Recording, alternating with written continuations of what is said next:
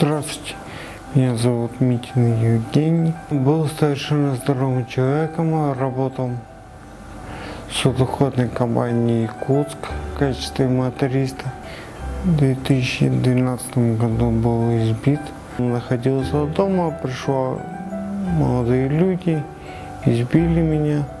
Очнулся в больнице, и врачи сказали, что ходить не буду, что из меня ничего уже не получится. Со мной ходили близкие друзья, всегда ночевали, были рядом.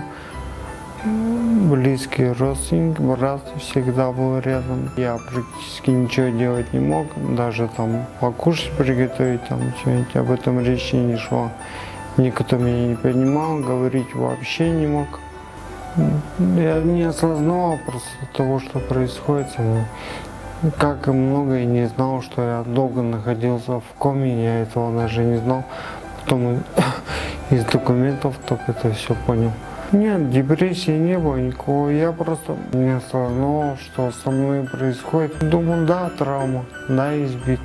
Но думал, вот-вот я скоро поправлюсь, и все будет хорошо. Мысли такие не посещали, что на этом все. Начал потихоньку вдоль забора ходил, долго и упорно. Буквально 20-30 метров пройду, сяду, посижу. А дальше ставил себе такие задачи идти пешком на дальние расстояния. То есть летом я ходил километров 7-8 пешком по городу. Потом со временем стал думать о том, что неплохо бы трудоустроиться. Была проблема такая, что когда ходил на собеседование, работодатель просто отказывался брать. Ну и просто молчали и все. Никто ничего. Потом знакомые сказали, что у тебя такая речь, такая походка, поэтому тебе будет очень трудно найти работу. Отказов получил очень много. Речь, наверное, идет о сотнях. Но дальше телефонных разговоров и собеседований речи не шла. Опять же, друзья посоветовали в центр занятости обратиться. Стоял там долгое время на учете.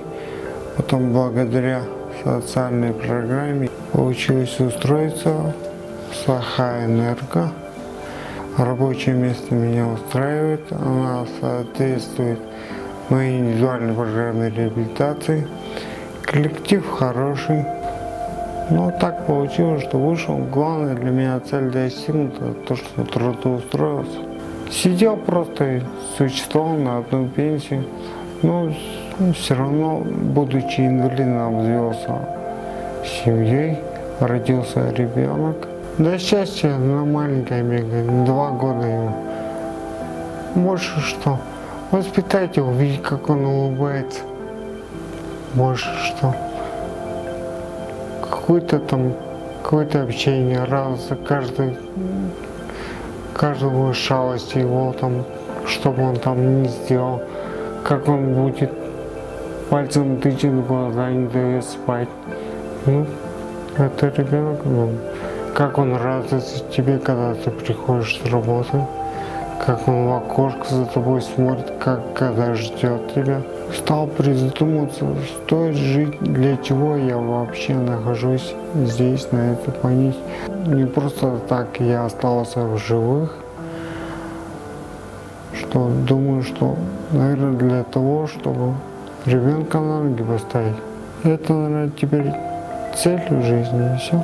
Поэтому надо двигаться всегда, а никогда руки нельзя опускать, никогда не сдаваться. Что бы ни случилось в жизни, надо всегда идти вперед. Никогда не надо сдаваться, никогда.